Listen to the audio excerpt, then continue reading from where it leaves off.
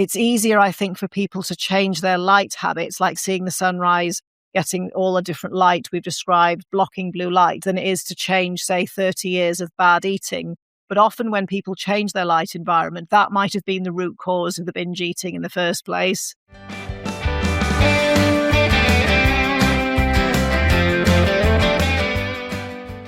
Hi, everybody. It's a great joy to be with you again. Today, I'm excited because we have Dr. Sara Pugh here. Sara, welcome to the show. Thank you very much. I have heard you speak. I have heard you being on podcast. I love what you do. I think you actually are sort of in a crossroad where you integrate the theory with practice in a way that I really find useful. And so that makes me extra excited. There's so much to cover. I almost don't know where to start. So I'll start with the most cliche place. If you can tell us what brought you to this point. Okay. It actually started a long time ago because when I did my PhD, I actually used light and I was shining light on proteins and dyes. But I had no idea how important light actually was for biological signaling. So even 25 years ago, I was aware of the fact that these proteins have got all these different light emission spectra, but I never put the pieces together to realize that was how really fast signaling happens in the body. And then I did another project on statins and cholesterol. And after that, I got very disillusioned with the mainstream or the centralized science and medical view of things, how it's all just drugs and supplements. So I left science. I did other things before I got into quantum biology, like hypnosis, which does tie into metaphysics. And then also I did movement, taught movement. So that's important for quantum biology because water and fascia and collagen are an intricate part of our bioelectronics. And this is another important thing. A lot of people think we're just a lump of meat and they don't realize how light and charge animates us and gives us life and powers our consciousness. Then about 8 or 9 years ago, I discovered blue blockers and a red light panel from Dave Asprey, but it didn't go into the depth about sunrises and UV light. So I understood a long time ago there was something wrong with artificial light. And then, as we all know, the amount of chronic disease, obesity, heart attacks, depression, and everything's all just going up and up and up and up and up. And sure, people could say it's the food, but a lot of really healthy people who eat healthily have chronic problems. So it led me to look deeper into how the body works, but also from a physics perspective, as well as a biochemistry perspective, because I've got like over 25 years of biochemistry. And a lot of the information on the internet is all about biology and biochemistry. So I would say, Joe Blogs can just buy a big bucket of supplements and take them all, mix them together, make a big mess and be worse than they were before. Whereas to explain physics to people, it's not as simple because nobody likes physics and maths at school. I didn't. So changing the paradigm to explain to people how physics controls our health and our biology, physics can be really interesting.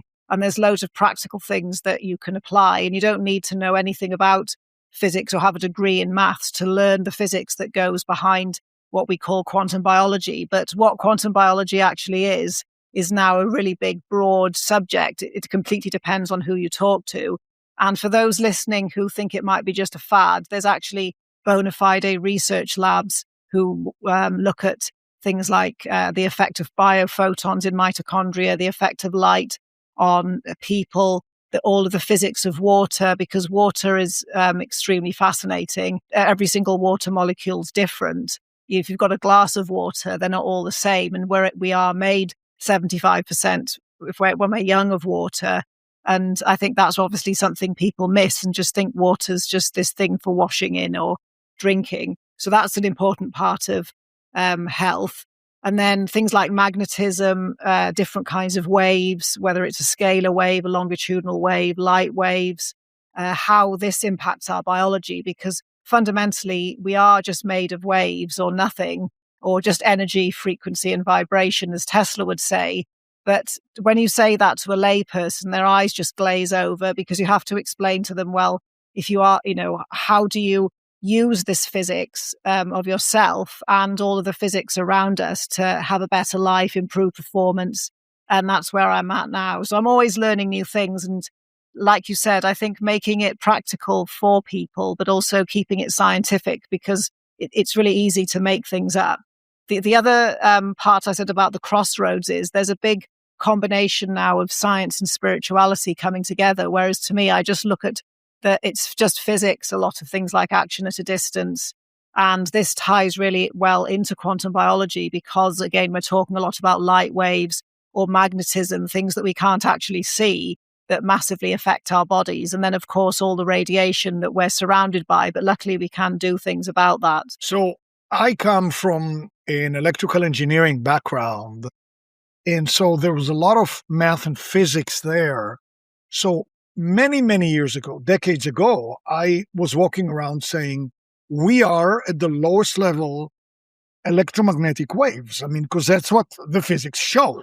So given that we are electromagnetic waves, many effects that have to do with frequencies, with photons, with water, clearly. So to me, this whole thing is so clear, but I like the way you approach it. Specifically, I heard you say things like, to the effect that don't let the perfect ruin the good. In other words, some people can be very overwhelmed. What? You want me to wake up for the sunrise and then you want me to do this and then you want me... Okay, you know what? Just step outside for a few minutes. That's a good start. I like that approach. So I see that you're wearing glasses for the daytime. And probably the reason you are, and you'll tell me why you're wearing them, is you're in front of a computer. Now, these may be Dave Asprey's daytime blue blockers, but is that why you are using them? Well, you've kind of jumped ahead a bit because I was just going to comment on what you said about being an electrical engineer and us being waves, because as you know, it's all about coherence. So we want to be coherent in the body, and we can have waves which are not coherent, or they interfere with each other, or they can add and multiply, or they can constructively or destructively interfere with each other. So just for people who are maybe new to this, if we are made of waves, and then we're going to talk about light waves, of course, they're going to interact with us because that's what we're made of.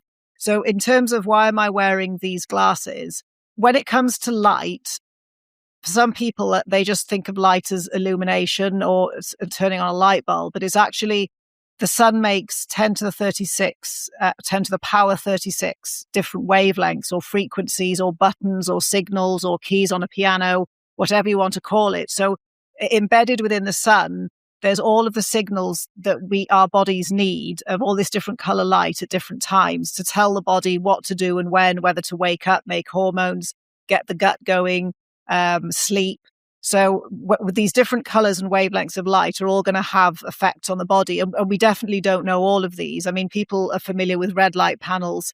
And also you asked about artificial blue light. So the problem with the artificial blue light is from screens and LEDs, somebody's taken away all of the rest of the light that would have come out of the sun. We've just got a narrow band of blue light at around, we'll say 450 nanometers-ish, like 235, 265. So first of all, this is not natural because we haven't got the rest of the signals from the sun. Secondly, it's not natural because we're just looking at the same signal over and over and over and over again, and it's not providing any information for the body other than being somewhat stressful. So with blue light, just on a simple way of understanding before we get into any biochemistry, the reason the body doesn't like it is it's because it's not natural, because it's not full spectrum light. And generally, the light that comes out of, say, a computer or an iPad, it's telling you, your body, it's 12 o'clock in June in the middle of summer. So if you're looking at screens at, say, it's 4 o'clock here, or if you look at your phone at 6 a.m., you're confusing your body's timing completely because our body clock completely depends on natural light, the natural blue light from the sun. So blue light from the sun is great. The blue light from the computers is going to be stressful. So that's one simple explanation. Then from an eye health explanation, there's things like there's opsins and retinol and things in the eye. So excessive exposure to the blue light is going to cause photooxidation of this retinol. So vitamin A is really crucial, but when it's damaged by too much blue light in the eyes, it then becomes harmful to the body. Secondly, the blue light in my eyes and on my skin, it actually signals me to make more cortisol.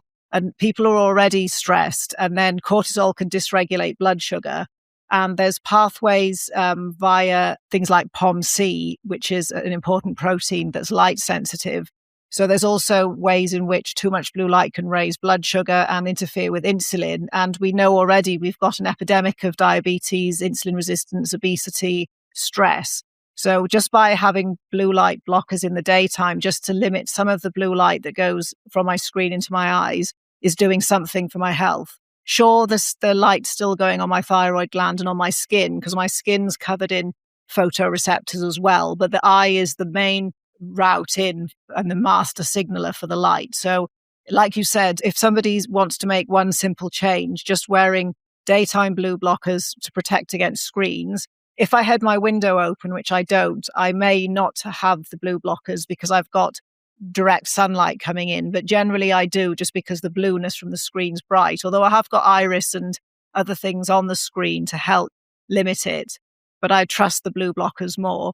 And then on the subject of these glasses, you can get ones that are orange or red, which are for after sunset, because after the sunset, our eyes and our skin are really sensitive to photons and light. So there's not much wiggle room in the evening. So if people expose themselves to way too much bright light in the evening, it's going to push their dopamine down. And lots of people, if they have cravings like binge eating or other things they like to do on the internet, if they have a dopamine problem already and then they're shining more and more blue light in the evening, it's just encouraging this temptation.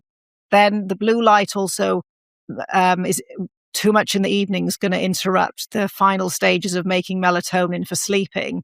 So melatonin isn't just a sleep hormone. It regulates other hormones like the sex hormones. It's important for detox pathways, for autophagy, which autophagy is getting rid of old and damaged cells to make new ones, like recycling. And then apoptosis is killing cells that we no longer need, and melatonin controls that as well.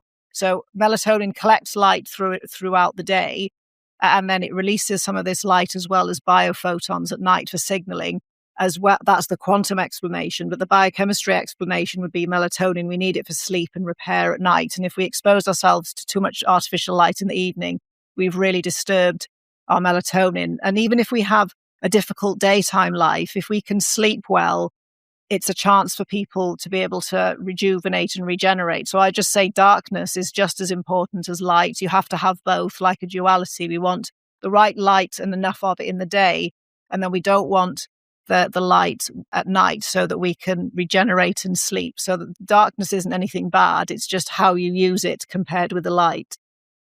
So, when Alexis gets interviewed many times, she sits in her garden with her laptop in the shade.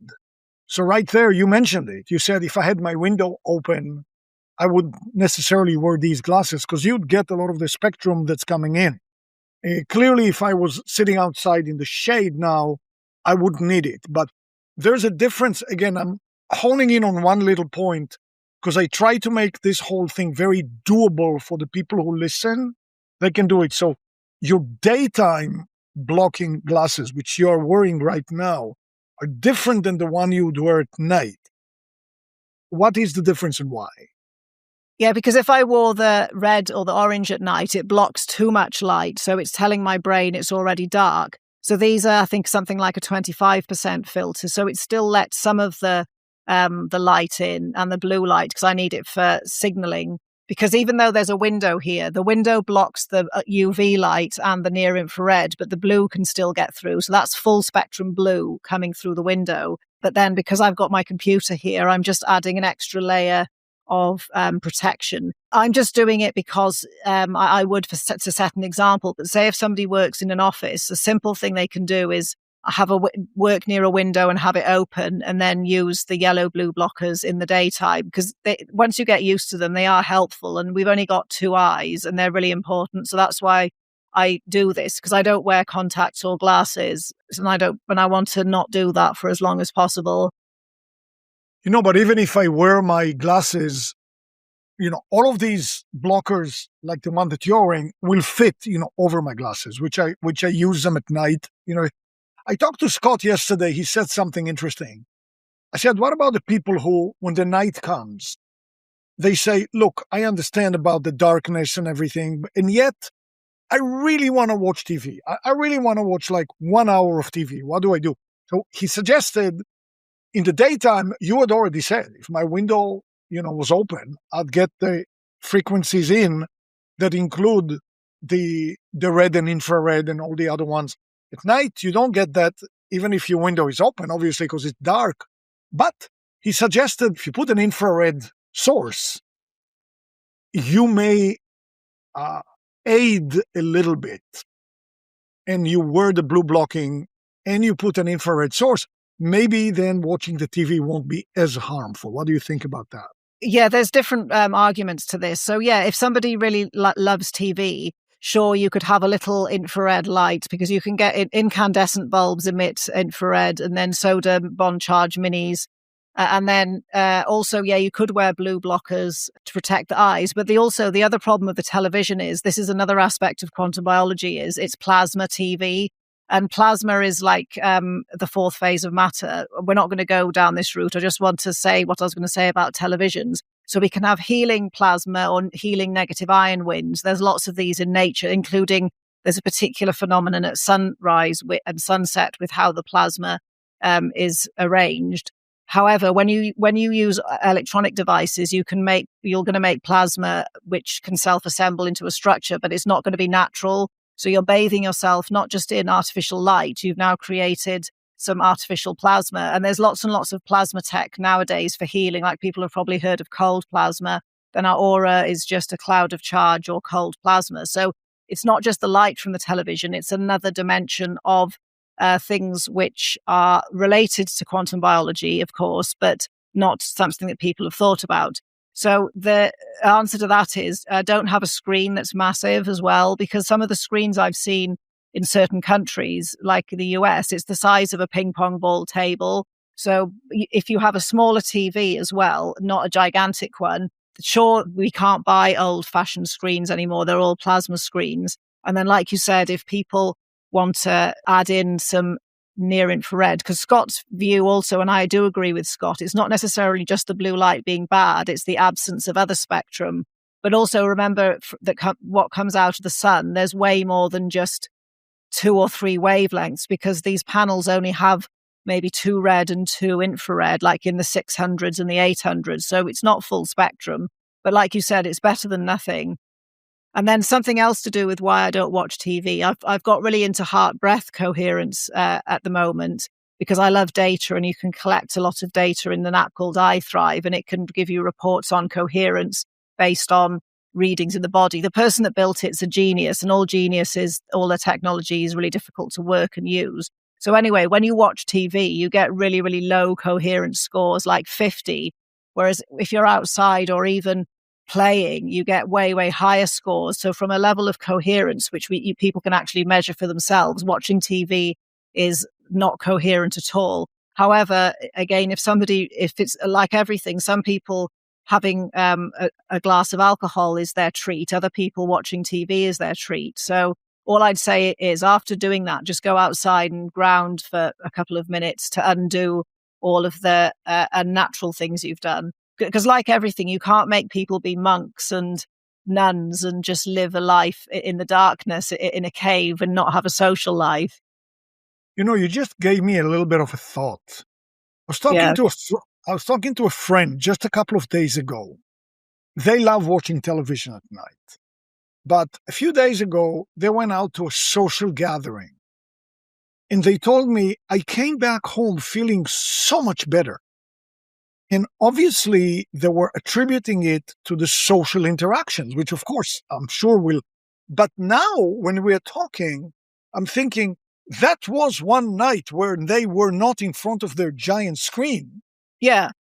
And that could have contributed to feeling better as well. Of course, because we emit loads of EMFs as well, like human PMF, and just having good conversations, laughing, being with other human beings, feeling accepted, that just makes us feel good. Whereas watching TV and video games is a very solitary pursuit, because you just do it on your own and you're being entertained. It's all passive. Whereas if you have to meet people, you've got to think of things to say and be interesting and, have a two-way conversation. So that's why with the TV, I just that's why I wouldn't watch it. I mean, I'm not going to stop other people watching it, but it's when things are excessive, when it's a problem.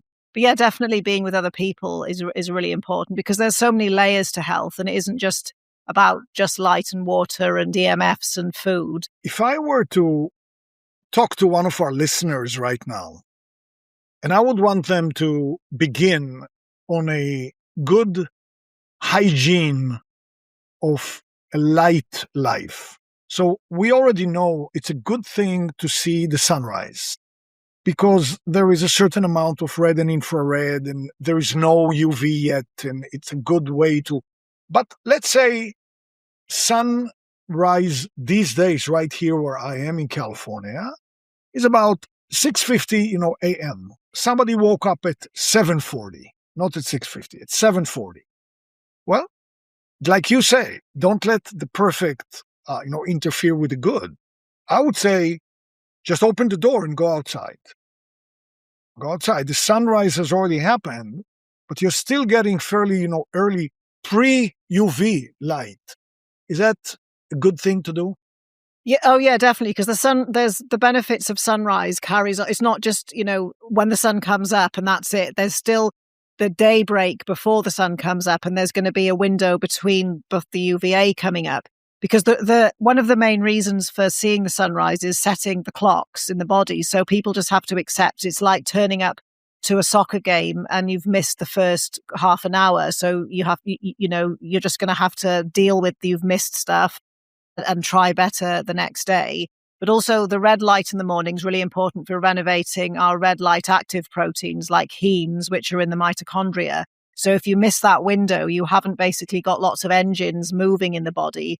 And there are also important other cascades that the sunrise sets off to do with how the thyroid functions and how leptin functions. So it's something like everything. It's better than nothing to go out as soon as you get up an hour later. But it's like everything. If you want the full package and the full results, you're not going to get it. So don't come and tell me, oh, yeah, I got morning light, but it didn't work. And if people are sleeping in and missing the sunrise, because there's a very specific combination of light and cold and plasma and stuff in the morning. But like you say, some people have to start somewhere. So if somebody usually gets up an hour after sunrise and goes straight on their phone, if they go straight outside, that's a massive improvement.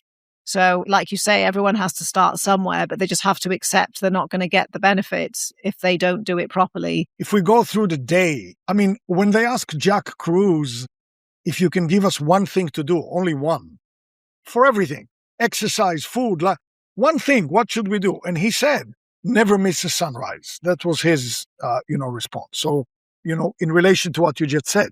So let's say the day progresses. About an hour and a half later, we have UV rise. So the UVA comes into the scene. That's another moment that we get some information from. Can you talk about that?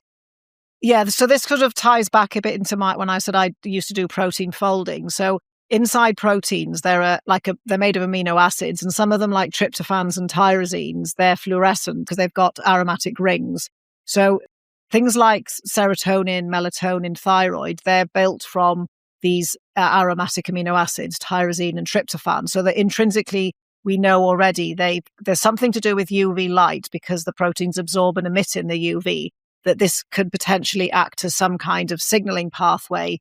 So the UVA is important for making these neurotransmitters, and it's also important that we begin the production of melatonin in the morning. Even though the pineal gland doesn't make all the melatonin, mitochondria make most of it, we still need to start this production so that we program these neurotransmitters with a right light signal. Because I said earlier that melatonin collects light throughout the day because it gets made out of different things ready to deliver its signal during the night. So it's important for, say, our biological pharmacy that the UVA also is important for making endocannabinoids and enkephalins and endorphins, and also things like melanin, which I'll get to in a minute, because that's a little bit of UVB as well. And also another important thing about UVA is its nitric oxide production. So I can't remember exactly which year it was that the Nobel Prize was won for discovering what nitric oxide did and all its numerous health benefits. So the nitric oxide, which needs to go on the skin, not just on the eyes, is a really important part of the UVA rise. And I actually read a paper yesterday that was talking about why taking vitamin D supplements alone doesn't really do much, because it's the act of going out in the sun that's important. And it's not just the UVB, it's the UVA and the nitric oxide that's a huge health booster. So that's also why the UVA rise is important. But the UVA and the sunrise together, that prepares the skin to receive the UVB later, because that's going to be higher energy, shorter wavelengths. So it prepares the skin so you can go out in the UVB without sort of burn risks. So it's like an orchestra or a story or a sequence that if we miss one piece, it's going to affect what happens later on in the day. So here comes the UVB now. We've had the sunrise. We've had the period between sunrise and UVA rise. And now here comes UVB. So UVB, again, depending on the latitude, but we can talk about that because Fosbury actually says that there's always, anyway, UVB comes, and as it hits your skin, the outer layer, we could make vitamin D, as in David, plus a whole other cascade of things that are being made. Yeah, actually, back to that's important, because when we say there's no UVB, we often mean there's not enough UVI or UV index to produce measurable amounts of vitamin D in the skin. However, it doesn't mean there aren't photons of UVB all year round. It's just often when people talk about, the UVB is gone, what they mean is there isn't sufficient amount or irradiance or of it to create this reaction you described in the skin. Because to crack open the cholesterol, it's only about 8% efficient anyway. That's why you need powerful light to be able to do the reaction. So as you said, yes, you need the UVB, and it needs to be over a particular UV index. Some people say 4, some say 5. You can get apps to measure this, and that'll begin the production of, it makes provitamin D just underneath the skin, and then it'll get transported through the body because it can be sulfated, which means it can be water soluble. So it can get passed around the body and distributed to wherever it's needed at the right time. So the vitamin D we make from the sun has got light information programmed into it. So like I said earlier, light's got energy and information in it. So it's going to carry timing information. So this vitamin D gets used in the right time, in the right place, because many, many cells have a requirement for vitamin D. And there's vitamin D receptors in many places, including the mitochondria, because it's got probably over 100 functions. So what we make from the UVB is different from what we buy as a supplement, because the supplement is only the storage form, whereas there's another form, an active form. And many people, when they do a blood test, only test the storage form, which is supposed to be in storage, not in the blood. And they don't test the active D. So that's the one that actually does everything. And the supplement isn't active D. And then there's a variety of chemical reactions that happen to convert this supplement into active D. But then whenever you take anything artificially, biochemically, like a supplement, if you change vitamin D, you're going to unbalance, say, vitamin A levels because they're paired. Then to convert all this supplement into active D, you need lots of magnesium. And a lot of people are already depleted in magnesium because they're easy, water's low, they're stressed. So adding these supplements in on top is going to encourage a problem with magnesium. And it can also disrupt other pathways, like I think it can disrupt copper pathways, the supplements as well, and calcium pathways, because you've added in a lot of something artificial, and our bodies are very clever. So it'll do a whole host of things. So it's just simpler to get it from the right source, which is the light. So Bob Fosbury, actually, I heard him say, and it makes sense, that there is sufficient UVB all year round because of the scatter, in the atmosphere. There's a scatter, except in the winter, we wear layers to keep warm. And UVB is a very high frequency. It doesn't really penetrate clothing. So if we are out there with clothing, we don't get it. So at least in theory, based on what he said, if you go out and you take your clothes off, you're in a bathing suit or you're naked, whatever it is, then your skin will get enough UVB to create vitamin D even in the winter. Yeah, the thing is, I'm happy to change my view about everything, and I always do.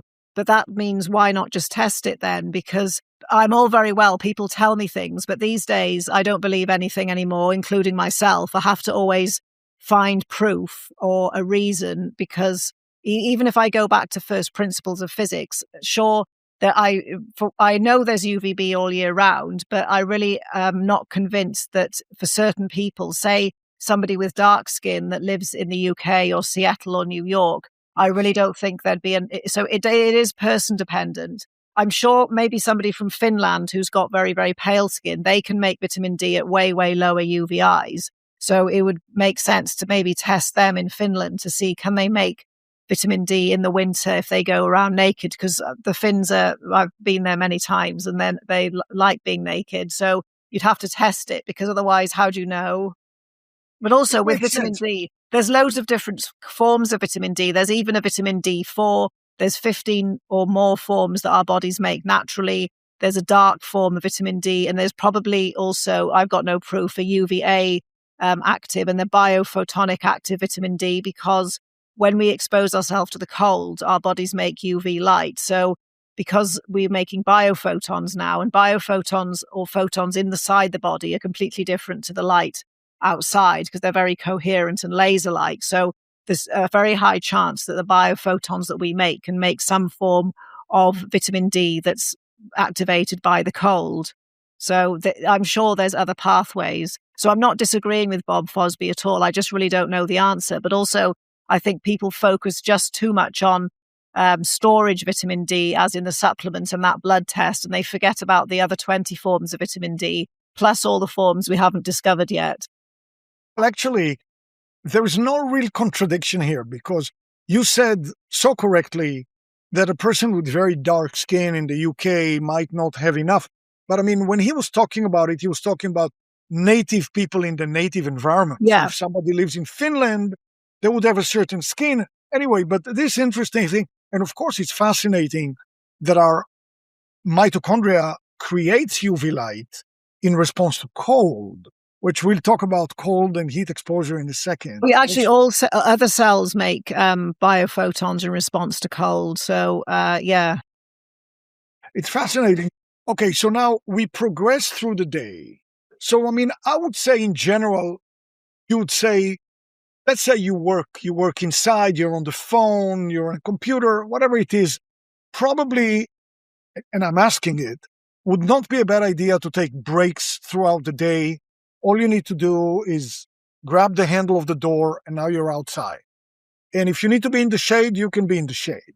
But I mean, to get exposure to the sun, I noticed it many years ago before I got into this, that when I traveled very long distances, I could overcome jet lag by being exposed to as much daylight as I could when I landed, and putting my feet on the sand, like on the beach or something like this. It really mitigated jet lag to a huge degree. That was before I started to go into this. Oh, yeah, So, because also you're getting magnetic or geomagnetic information for your location on the planet, and then your brain is matching it to the light signal and the time, because with everything, our brains and our bodies always want to know what time it is, where are we, where are all our joints in space. So obviously being in an aeroplane is going to disrupt all of our proprioception and our time perception, and also deplete us of lots of charge and electrons. So yeah, going on the beach is a brilliant idea, because you've got the seaside, you've got the ability to ground, and then you've got the full spectrum light. So you are going to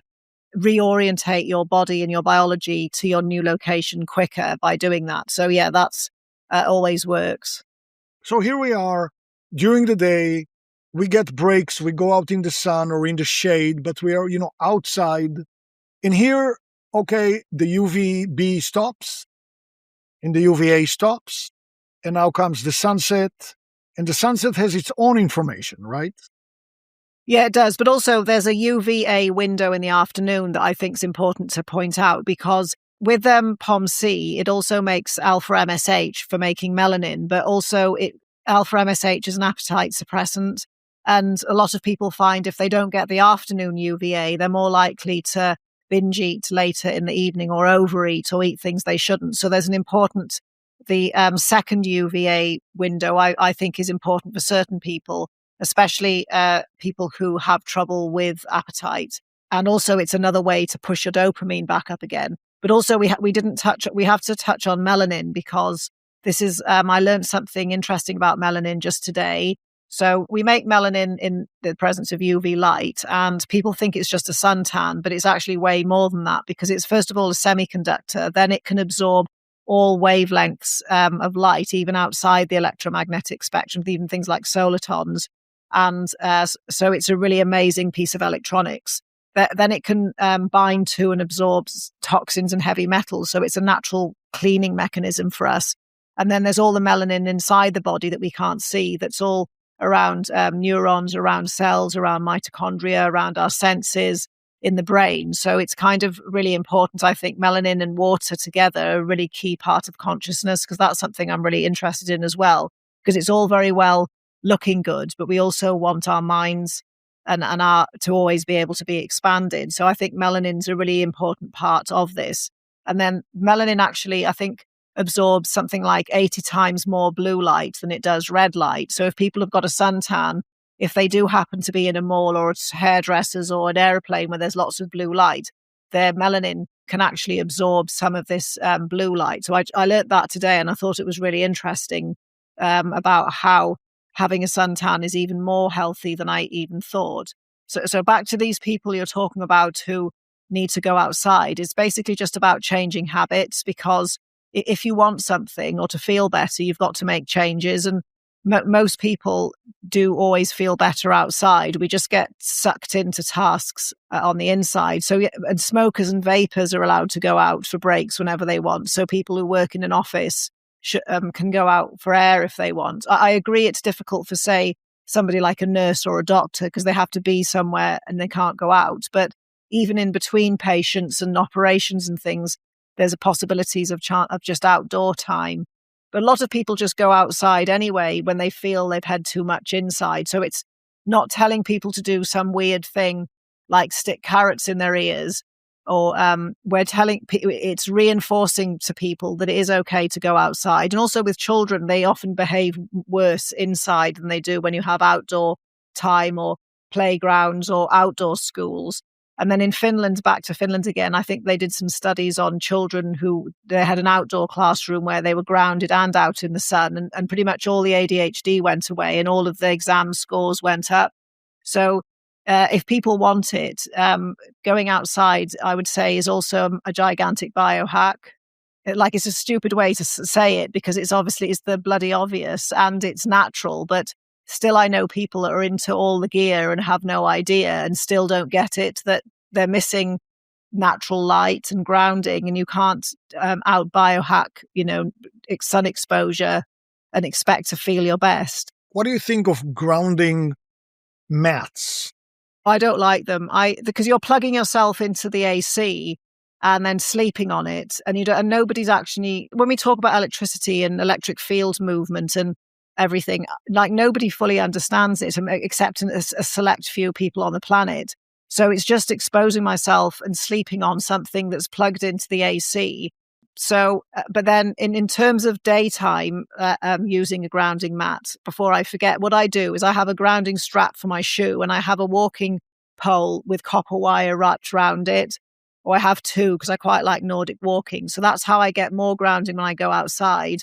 But then cleverly, our bodies plus our DHA and our water battery, we've got the ability to hold charge for a bit. So with being grounded, yes, it would be nice if we could be grounded all the time. But unfortunately, we're not. But we do have the ability, if we're healthy and we follow quantum principles and learn how to keep our charge or chi or life force or whatever it is inside so it doesn't leak out. So that's why if people go to bed fully charged, I really don't think they need to sleep on grounding mats, because I've tried them many times and I've had the worst night's sleep ever. And then I know other people who tried them and didn't like them. There are other people that swear blind by them, but the placebo effect and the placebo effect of good advertisings, and it can be up to 50 or 80%. Of course. So somebody could argue to counter, yes, it's an AC outlet, but I'm only plugged into the ground part of it. I mean, somebody. Yeah, but you're still being the antenna. But on the other hand, with grounding, some people say, "Oh, yeah, it's collecting electrons," which technically, with grounding, it sort of acts, it's space and counter space, or discharging positive charge.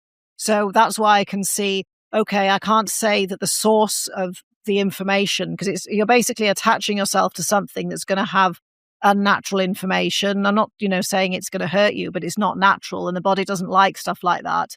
So that's my issue with it, that it's just not natural. But I could see how it's got the potential to discharge some of the positive charge, which again, we all agree is not good for the body.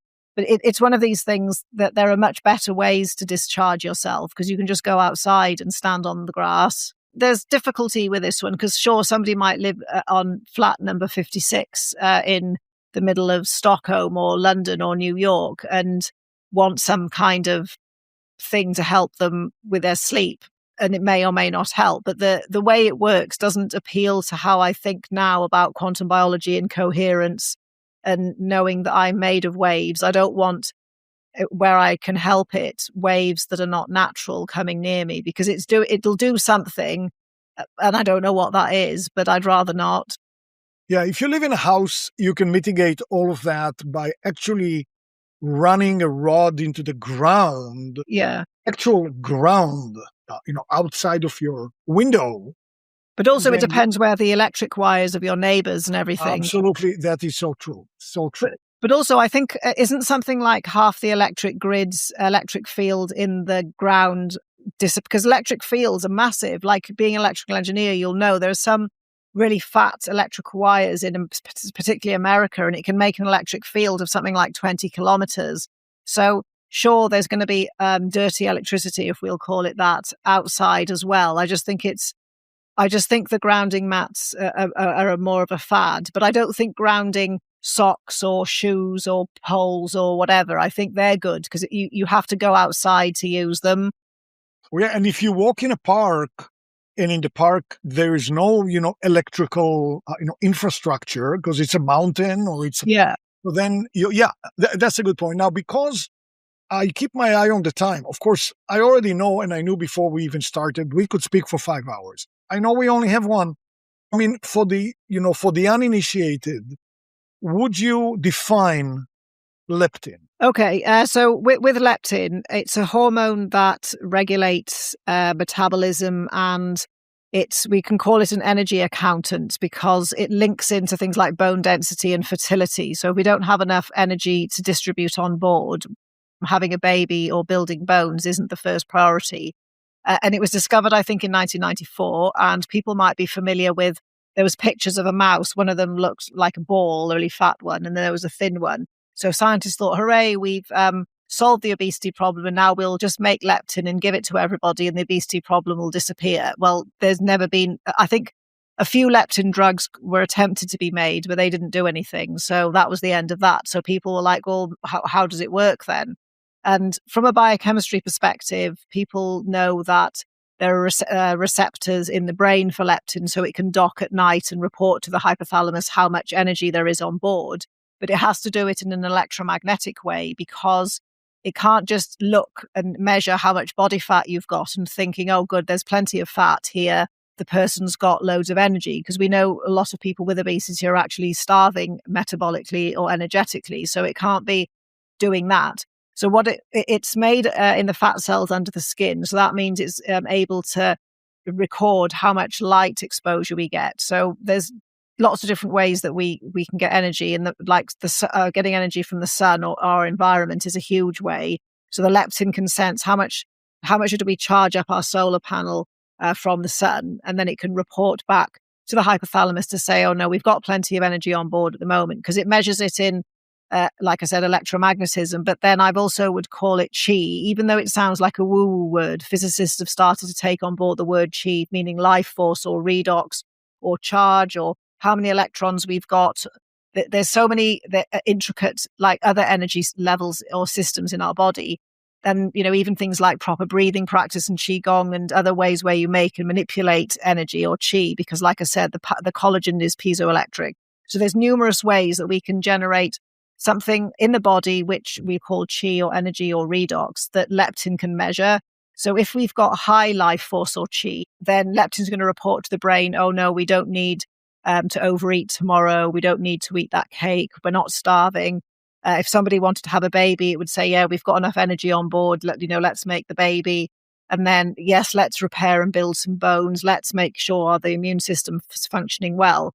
So what happens with leptin is it's very, very dependent on, first of all, how much light you get, as in the UVA and the UVB, because the leptin melanocortin pathway is tied to PON-C. But it's also dependent on seeing the sunrise, because there are important things like the central retinol pathway and other energy pathways and the TCA cycle in the mitochondria that all get activated in the morning. So if the mitochondria are leaking energy or leaking charge, that means that electricity is escaping. Leptin will sense, oh no, we've got an energy leak, we need to eat more food. So the whole timing of the body is important. All the things we've talked about, the different color light and how that helps the mitochondria, the TCA cycle, gets things moving at the right time. If everything's all coherent and moving smoothly in the body, it's going to be efficient. And then this helps with the signal from leptin to modulate the metabolism and the appetite. Because also there's more, you could go on about leptin for a long time, but fundamentally it's an energy accountant that's electromagnetic. That's why a lot of people, like I said right at the beginning, with obesity have low energy and lots of problems associated with low energy, but they've got loads of stored energy on their body. So when people get into a situation where they're leptin resistant because they're exposing themselves to too much blue light, they're eating food with too much deuterium, like say loads of fruit in the winter or loads of processed food, because that's got horrible quantum information, loads of deuterium in it. So deuterium, again, we haven't covered, but it's an isotope of hydrogen, which in excess is going to again steal energy. So leptin is going to register, we've got less energy here. So there's different reasons how people become leptin resistant. Sure, food plays a role, but then not seeing the sunrise, bathing in blue light is going to mess up insulin and cause more overeating. So it's a big mix of lots of things, but it's easier, I think, for people to change their light habits, like seeing the sunrise, getting all the different light we've described, blocking blue light, than it is to change, say, 30 years of bad eating. But often when people change their light environment, that might have been the root cause of the binge eating in the first place. So leptin's interesting, and it's something I've mulled over for a long time, because I'm always looking for more ways to boost my redox or my charge or my chi or my whatever. Because like you described earlier, in some places like the UK, we don't have great light. So there has to be other ways to build up our charge, like cold. That cold is very good for leptin resistance and leptin sensitivity. But then I did say earlier that when we expose ourselves to the cold, it makes the mitochondria ECT compress a bit. So energy or electron flow is more efficient because there's less time taken between each complex because they're closer together. And time's obviously a huge factor in aging, as in the physics of time. So that's going to be helpful, the cold. So that means that pleases the leptin signaling. And then also we discussed that cold exposure makes UV, which is basically making our own energy and inside us or charging things up. So again, it makes sense of how cold exposure can benefit leptin signaling. And also leptin and insulin are very tied together, that often people who are leptin resistant are already insulin resistant, and people who are both are often diabetic.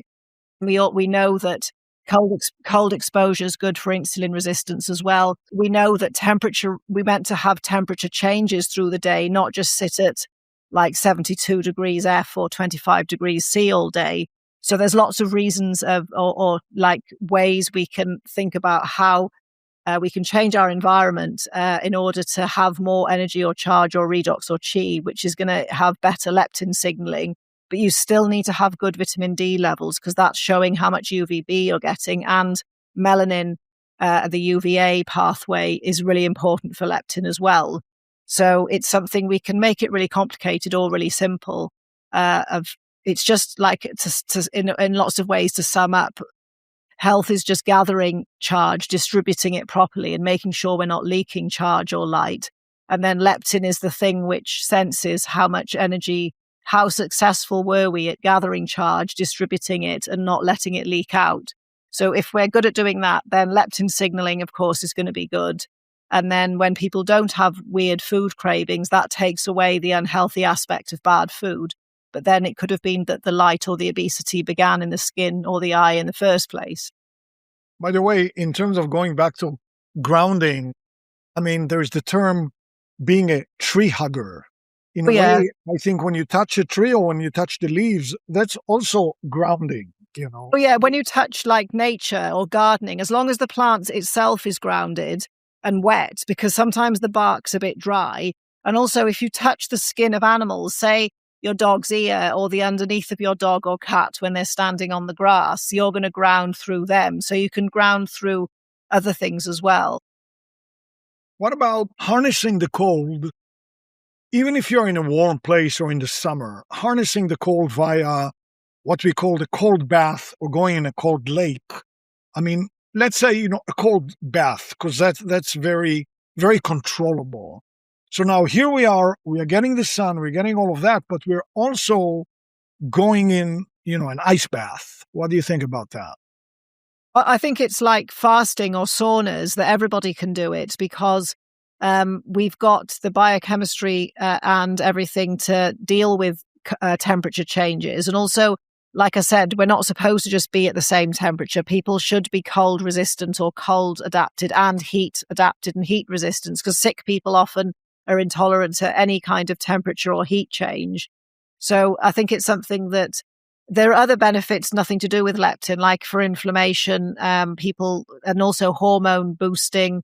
I think testosterone and IGF for certain people goes up. People find it's helpful for fertility, but also for mental health because it produces noradrenaline. So for depression or people who are trying to give up coffee in the morning or stimulants, having a cold shower can be an alternative because it's going to wake the body up in a natural way. And then also when you do cold face plunges alone, it can do things like stimulate oxytocin, and oxytocin's tied into the BDNF, the brain-derived nootropic factor pathway.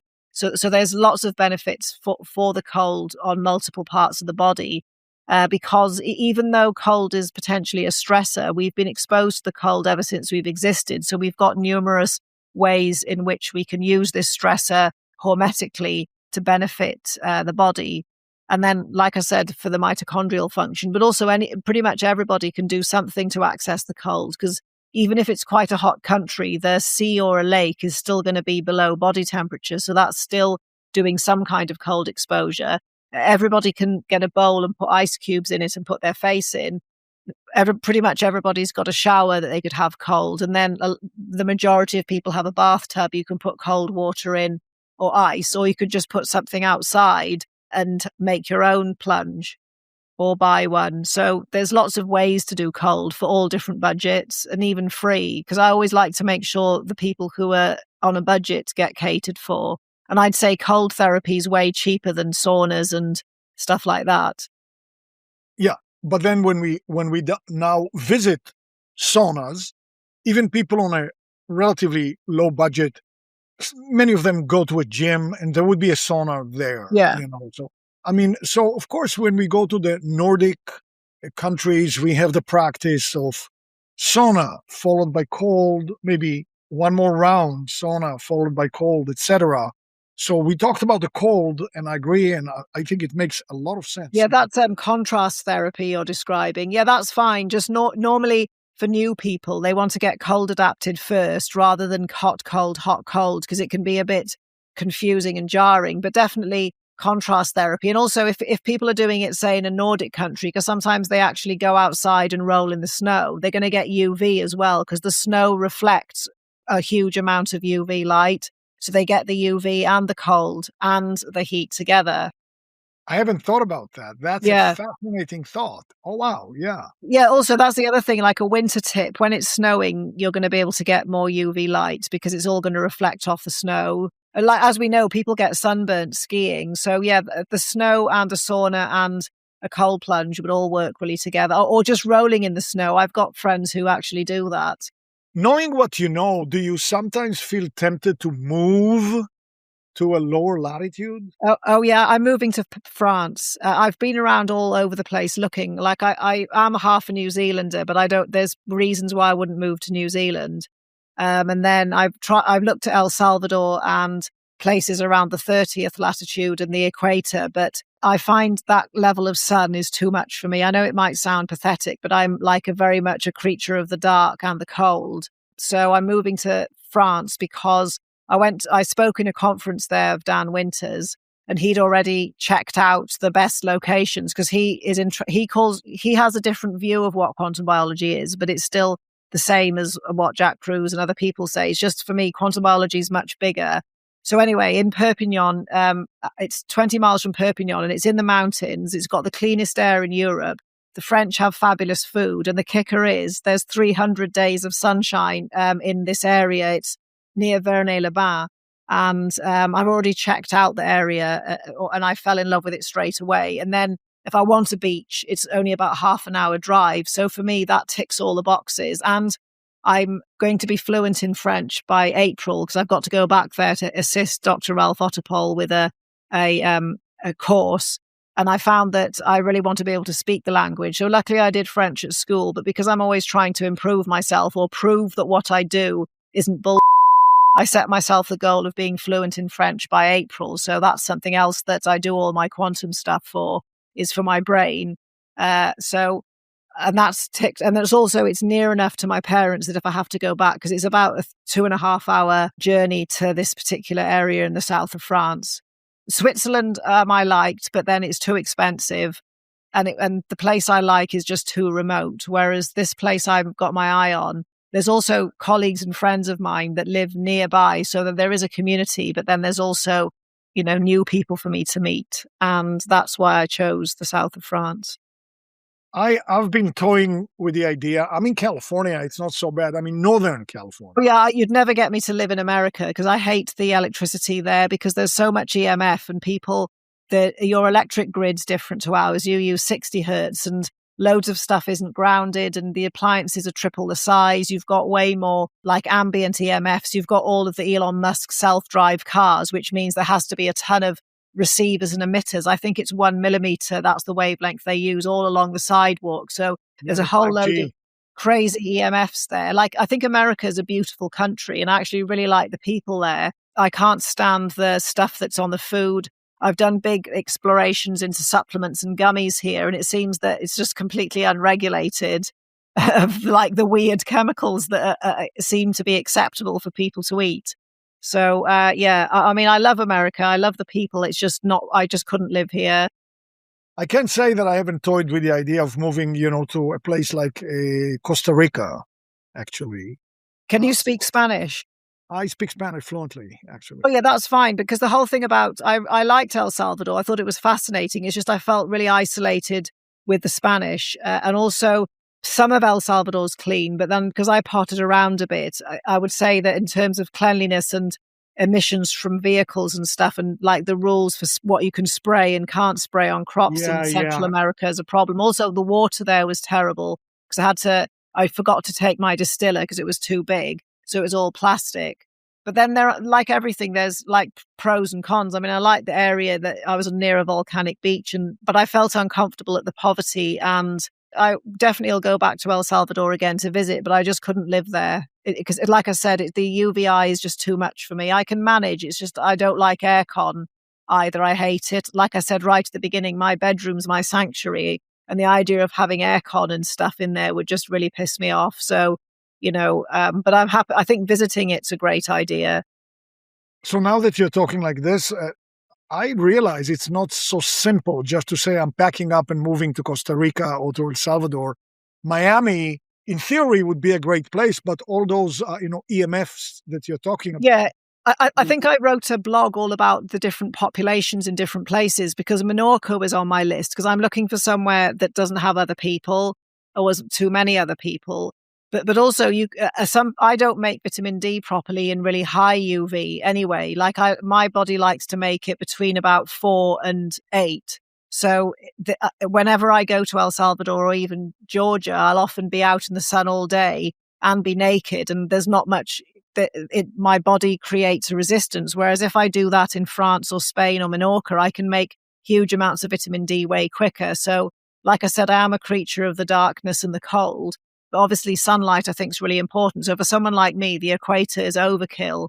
Well, there's nothing wrong with the south of France. It's orders of magnitude better than the north of England. Sara, I am very cognizant of the time. I have so many more things that I want to bring up. But I know you work with people. I know you guide people.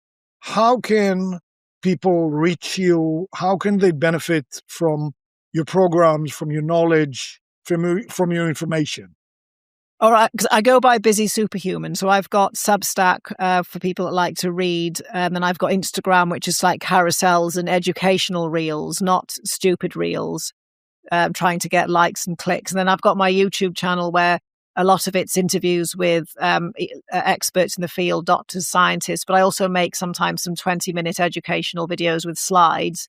I do have a selection of courses, like starting from a really beginner one. And then I have like a members group where it's group coaching. But I'm currently sort of revamping all of my business to make it easier to navigate for people. And so, yes, people can work with me and buy courses, but also I always encourage people to look at all the free stuff first, because I have massively over delivered in the past. I could have made so many courses out of my content, but it's there now.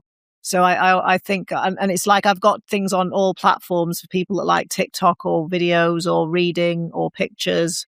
And it's all Busy Superhuman. If somebody was really spoiled and wanted to work with you one-on-one, do you have the bandwidth for that?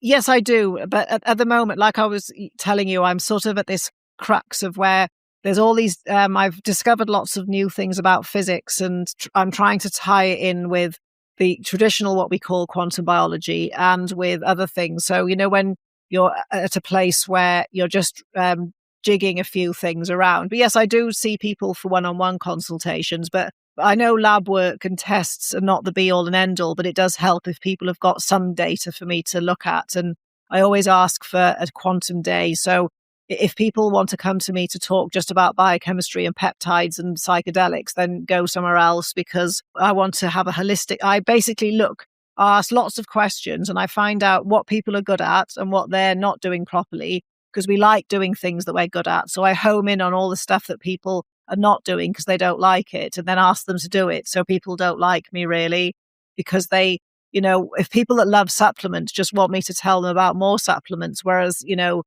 that doesn't resonate with me. If somebody's not grounding and doing proper breath work or coherence, then I'm sorry, I'm not talking about supplements. And if someone just wants to come and talk about food for the 15th millionth time, I think it's not difficult to be able to feed yourself and use common sense, the quantum principles.